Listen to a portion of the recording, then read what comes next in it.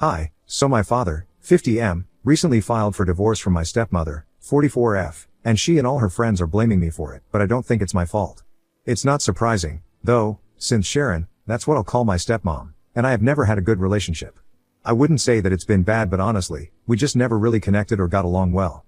I would say that she is really not the kind of person whom I would select for my dad, because she seems kind of shallow and pretentious. She got married to my father when I was 16 and they had been together for about 3 years before they got married. When they were dating, she was nice to me, but I could tell that it was all for show, because she obviously had to get along with the daughter of the man that she was seeing. I could see right through her, but my dad seemed to be happy with her, so I never said anything about it. Besides, it's not like she had screwed up colossally or something, so I had no reason to ruin his happiness. Just because I didn't like her whole vibe. That would be really petty, but now, I kind of wish that I had said something.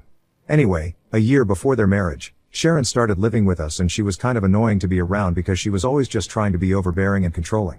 She was changing everything around the house, and trying to make it look better. But honestly, all that she was doing was changing things that my mother had picked out for the house, and she knew it because my mother had great taste, and my dad would occasionally brag about it to guests. For context, my mother passed away in a car crash when I was 7 years old, and everybody missed her because she was a wonderful human being. Whenever guests would come over, people would occasionally bring her up and reminisce about the times we had with her, and my dad and I also looked back on those memories very fondly. It was not something that happened all the time, but whenever it did happen, my dad and I would always tear up because our time with her had been cut short and it still hurt. Sharon was probably jealous of that and couldn't stand it. So that's why, she started changing everything, and slowly, but surely, she started erasing any and every trace of my mother from the house. It started with something really small, like the decorations and the wallpaper that my mother had picked out. But then she moved on to bigger things. She made my dad put all her clothes in the attic to make space for her wardrobe, which I can still understand. But then she said that she was not comfortable with having my mother's photos around the house and had all her photographs removed, even the family photos that we had together. I thought it was a bit extreme and put up a good fight against it, but my dad said that this was our new family now and my mother would have wanted to make everyone feel as happy and comfortable as they can be. So I conceded and didn't bring it up again, but I knew that Sharon was trying to replace my mom. I could understand that she was kind of threatened because of my mother, and you can't exactly compete with a dead person, but I could never understand why she had to be so insecure. I mean, my mother was gone, and she had my dad all to herself, just the way she wanted it. People only talked about her because she had been young when she passed away, and of course, that had been a huge shock to all of us, so it was not easy for us to move on. Especially for the people closest to her, her family.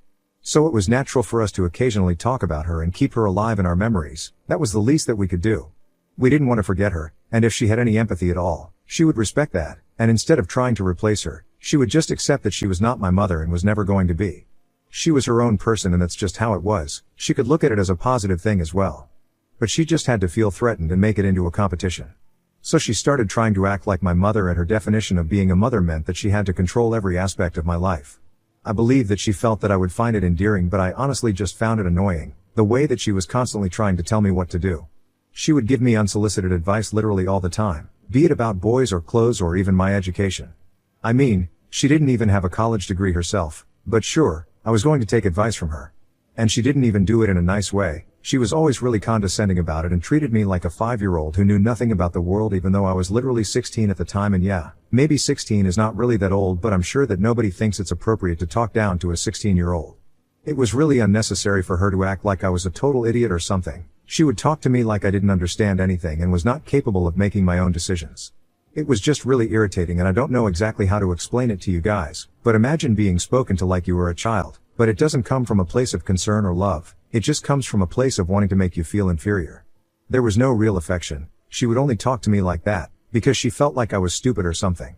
She would also keep insisting that she was my second mother, and honestly, that was more creepy than cute.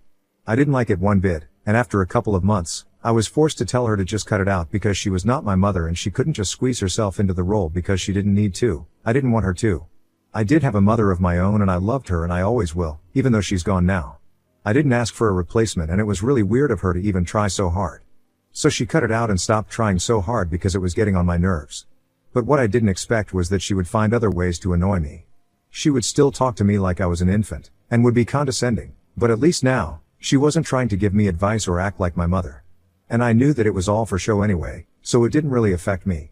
What did annoy me was the fact that she would get my dad involved in things that he had no business being a part of, just because she wanted to feel like she had control over me. After I had told her to back off for a while, she started getting my dad to talk to me about her concerns. Just a little example, when I was 17, I was having a little trouble with a girl at school who was being nasty to me for no reason. I have been talking about it to my friends on my phone, and I guess Sharon snooped through it and found out about it. But she couldn't talk to me about it because I had told her to back down. So she sent my dad to talk to me about it, and I knew it was him talking, but all I could hear were Sharon's words coming out of his mouth. And then when I was about to apply for colleges, she started talking about how she had expected me to choose a better college at a party that my dad had thrown for me to celebrate the college that I did get accepted into and I was going to attend. I mean, she was just the single most annoying person I had to deal with, and I was glad to be rid of her when I finally moved out. I think it's pretty obvious that after I moved out for college, I only came back home for the holidays because I didn't want to have to deal with her. Even when I would come home occasionally, she would still behave the same way with me even though I was a literal full-grown adult woman. And while I wouldn't say that we had a really bad relationship, it was certainly not great, and I don't know about her, but I never liked her. Recently, however, she invited me to my father's 50th birthday party that she was throwing for him. She told me that it was going to be a huge party and she had invited all his friends and most of our family. She had even gone out of her way to invite my maternal grandparents, and I thought that was a mature move for her because she always hated the fact that my dad had continued to keep in touch with his ex-in-laws. She was having the party at one of my dad's favorite restaurants and it was going to be pretty big. But for some reason, she told me that she wanted to talk to me in person a couple of days before the party. I was skeptical about it because I couldn't imagine me and her having anything to talk about because we hadn't exactly been in touch for the past couple of years. But I still agreed because it seemed important. So 3 days ago, I decided to meet her at a coffee shop near my house. We met and she was just as annoying as usual, acting like I was a toddler she was meeting, and it earned us several weird looks from other people as well. So you guys can probably tell by now that her behavior is not something that I made up in my head because I wanted a reason to hate her. She was actually just really annoying to talk to and behaved in a very weird and insulting way. Anyway, once we sat, after some small talk, she told me that she wanted to discuss the party with me. I thought that she was going to tell me that you needed my help with the arrangements or even the budget, but instead, she told me that she wanted to tell me that I was not allowed to bring my husband to the birthday party because of something so awful and dehumanizing that I can't even believe she said it right to my face and expected me to be okay with it. So just to be clear, I've been married to my husband, Jason, 24M, for 2 years. But we have been together ever since 9th grade, and yeah, he's my high school sweetheart. Everybody knew that we were going to get married as soon as we graduated, and we did. He's my soulmate and I love him more than anybody alive, and I can say the same for him. Jason has also had epilepsy since he was a child, and even though he does take medicines for it, he still gets fit occasionally. I'm totally cool with it, and I expect that other people should also be okay with that because it's something beyond his control and it's really insensitive and disrespectful to use that against him in any context. So when Sharon told me that I was not allowed to bring him as A+1 to the party because she was afraid that he might have a fit among all those people, I had no idea what to say to her. It was not only disrespectful, but it was straight up ableism, and it took all the strength I had to not throw my coffee onto her face and walk out. Instead, I decided to just walk off without bothering to even dignify that with a response. I didn't even reply to her and walked out of the coffee shop, got into my car, and drove back home. I declined the invitation as soon as I was back home and blocked Sharon immediately. I was seething and trying my best to control my temper, but I just couldn't, and I ended up crying on the couch because I was just so angry. First off, this was my father and his birthday party, and even though she was organizing it, it didn't give her the right to say something so humiliating and insensitive to me. Especially about the one person that I love the most, just as much as my dad. And I know for a fact that she knew that this was going to hurt me because I don't think anybody in my position would have taken it kindly. And more importantly, it's not like she didn't know how much I love Jason. He's been in my life ever since I was 13, and she knows very well that I hate it. When people try to make it seem like Jason is any less capable or worthy of love and respect than other people just because of his condition. If anything, he is far better than us because he's so strong and deals with something that most people look down upon. Sharon has always known about my feelings on this, and yet, she didn't think it was inappropriate and insulting to demand that I don't bring him to the party with me. He's my husband, of course, we are a package deal now, especially since this is a family event. And more importantly, it's my dad's birthday. I don't think she has the right to tell me who I'm allowed to bring and not. Anyway, when I was crying on the couch, I was trying to be quiet because I didn't want to talk to Jason about this, but he heard me crying and he rushed to my side to comfort me. And I just couldn't keep it in. I told him what Sharon had said, and I also said that it was becoming really difficult for me to keep in touch with my father because just like the two of us, they were also a package deal because they were husband and wife. I didn't want to jeopardize their relationship, but at the same time, I just couldn't stand Sharon anymore. Had already considerably reduced my visits to my dad's house because of her, but right now, she was putting me in a position where I might have to cut them off entirely. Had already spoken to my father about the way that Sharon used to infantilize me and disrespect me constantly growing up, but he was convinced that it came from a place of love and affection, and she was just concerned about me, which is why she treated me that way. Plus, I was really just a kid because I was in my teens and my dad didn't fully understand the extent to which Sharon would push me with her strange behavior. At the end of the day, she was just being annoying and it wasn't hurting me, so he let it slide. But this was something else. Jason comforted me, and after I had stopped crying, he told me that he was used to people saying things like that about him and I didn't hurt him anymore, which was really sad and not how things should be. But he also told me that I needed to talk to my father because this was a lot more serious than before, and even though he didn't find it hurtful, he could tell that I was really upset and it was about time that I confronted my dad about it, once and for all. So after talking to him, I felt slightly better and decided to talk to my dad about it. I had already declined the online invitation so Sharon would know that she screwed up. But that was not enough. She had taken things too far and she needed to be taken down a peg. So I called my father up that evening and I told him what his wife had said to me. I told him that I couldn't, in good conscience, attend his birthday party anymore or even stay in touch with them because what Sharon had said had been deeply humiliating for the both of us and I couldn't accept that kind of behavior anymore. I also mentioned that I knew he loved her, which is why he had always believed that he treated me like an infant because she was desperate to have a good relationship with me, but the truth was she only treated me like that because she was desperate to establish how dominant she was, and when she couldn't do that, she started finding other ways to get back at me, and this was just one of them. There was a lot of pent-up frustration that I had to let go of and I chose that moment to do it. My dad heard me out patiently, and after I was done venting, he told me that he would see what he could do about this. He apologized to me and said that he was really sorry about what Sharon had said about Jason. That was really unforgivable and he could totally understand where I was coming from. He told me that he also loved Jason like his own son and he wouldn't even want to party without him. He told me that he would talk to Sharon and make sure that she apologized to me as soon as possible. That was all that we talked about, and after that, we hung up. I felt better after getting all of that out of my system and Jason and I tried not to think about it for the rest of the day. We didn't hear from either my father or my dad for the next 2 days, but this morning, I received word from my aunt that apparently my father had filed for divorce. It was shocking because I definitely hadn't seen that coming and my aunt was texting me to ask if I knew anything about it. But I didn't even know that he was getting divorced, so I immediately decided to call my father up and ask him about this because I absolutely had to get to the bottom of what was happening.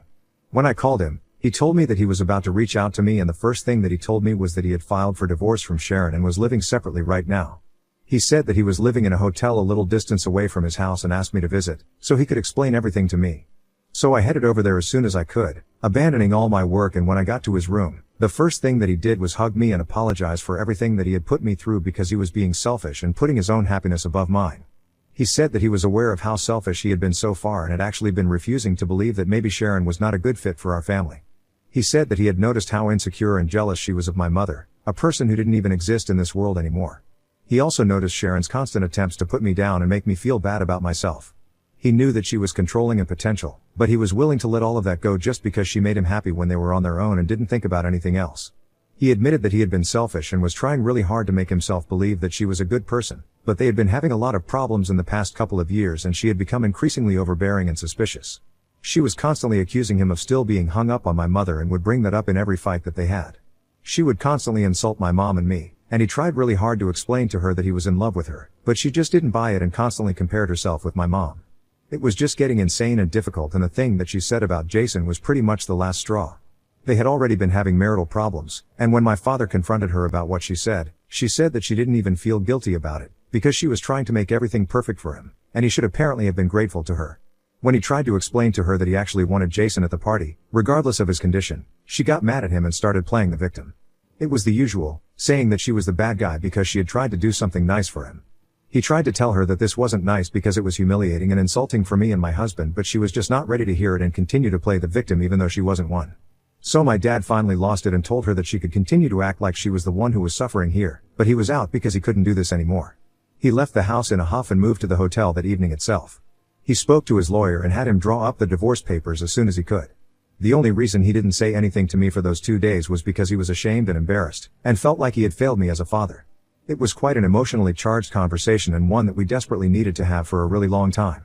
Once all of it was out in the open, we decided that we were going to give each other a chance to fix this relationship because in spite of everything, I love my father and I didn't want to lose him. He told me that he had announced that he had filed for divorce in the family group, one of which I was not a part of because they send a lot of messages there and I really have better energy in person. So I was the last to know since he had to call me up and tell me after he sent the message. He had also sent the same message to Sharon and was waiting for her to respond to it, but either way, it didn't matter because it was done now and he was not going to cancel the proceedings at any cost. So even if she didn't respond to the message, she would have to respond to it legally. After talking to my dad, I came back home and I felt relieved. He was finally going to be done with Sharon, but unfortunately, it seems like Sharon isn't done with me. She called me from a different number up a couple of hours ago and boy, she really let it out. She started screaming at me as soon as I answered the call and accused me of a gazillion things, ruining her marriage, and being the worst one. She claimed that apparently had always had it in for her because I worshiped my mother and couldn't stand the fact that somebody else was taking her place. For the record, my dad had dated other women after my mother's passing, and I had never had a problem with any of them, so that was definitely not true. Sharon also claimed that the only reason she had said that I wasn't allowed to bring Jason to the party first was because she wanted to save us all the embarrassment, and she only had good intentions, but I had to distort it into something evil because I hated her for no reason. She was drunk, and having a hard time making sense. I actually felt pity for her, and I've been feeling really weird about it ever since that phone call. So, Ida for telling my dad that his wife had told me that I wasn't allowed to bring my husband to his 50th birthday party because of my husband's epilepsy? Update 1. Hey. So it's been a couple of days since my post and I don't even know why I was questioning myself or beating myself about what happened. Sharon brought this onto herself, and there is no way that she can pretend otherwise. I guess I was just feeling bad for her because she was drunk and seemed like she was really in a lot of emotional turmoil. But honestly, this is not my fault. I mean, she told me that I couldn't bring my epileptic husband to a party because she was embarrassed by what could have happened if he had a fit there. What did she even think was going to happen? I was just going to agree and be like, yeah, my husband shouldn't come with me to my dad's birthday party because of his condition. You're right, Sharon. I mean, it's ridiculous to even think about right now. I guess I'm just a really sensitive person, which is why I felt bad for her, but now I know that there is no reason for me to feel sorry about anything that happened.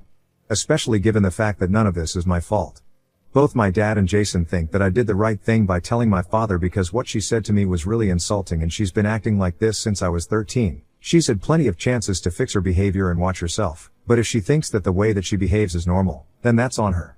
Besides, how on earth was I supposed to know that she was having problems with my dad anyway? It's not like my dad discusses these things with me and she and I are not exactly friends, so there is no way I could have known and I definitely didn't do any of this on purpose. She's been acting like a grade psycho for years now, and she's finally getting called out about it. And it's about time that it happened. Update 2. Hey, so my dad called me today to tell me that he is still having the birthday party. I mean, it only makes sense because Sharon used his card to pay for everything so he could still have the party and not invite her. So the party is still happening and Jason and I are going to be attending it since it's in 3 days. We have already started discussing therapy for the two of us as we really want to fix our relationship and this is not something that we think we can fix on our own. So we need the help of a professional. Jason also thinks that this is a great idea and I'm really excited, to be honest. My dad and I were close before and it feels like an old friend is coming home. That's pretty much the best way I can describe it. Still no word from Sharon, regarding the divorce and everything. But that's not surprising, she's probably pretty insulted and she really should feel that way. Update 3. So my dad had the party today, and I thought it was going to be weird, given the circumstances. But it actually wasn't. It was pretty fun and all of us had a gala time there. All his friends and a lot of our family members were present there and nobody even talked about Sharon, just what was needed. Jason and I had the time of our lives. We got drunk and danced till our feet hurt. And this is probably the first time in a really long time that I remember having this much fun with my father. I felt like a little girl again when we turned on the music and danced in our living room. It was great and I just wish we could have more days like this. Update 4. Okay, so Sharon finally responded to the divorce petition, and she's not contesting it, but it is pretty surprising. But then again, it was very unlikely that she would try to fight it. She is, however, demanding a huge sum as alimony, and quite frankly, I don't think she deserves it. But whatever, that's between their lawyers. The divorce proceedings and the settlement negotiations are supposed to begin in a couple of days and I just honestly hope that it doesn't get nasty. On the bright side, my dad and I have started therapy and it's going well. We have decided that we are going to try and have lunch or dinner together at least once every week and really rebuild our relationship.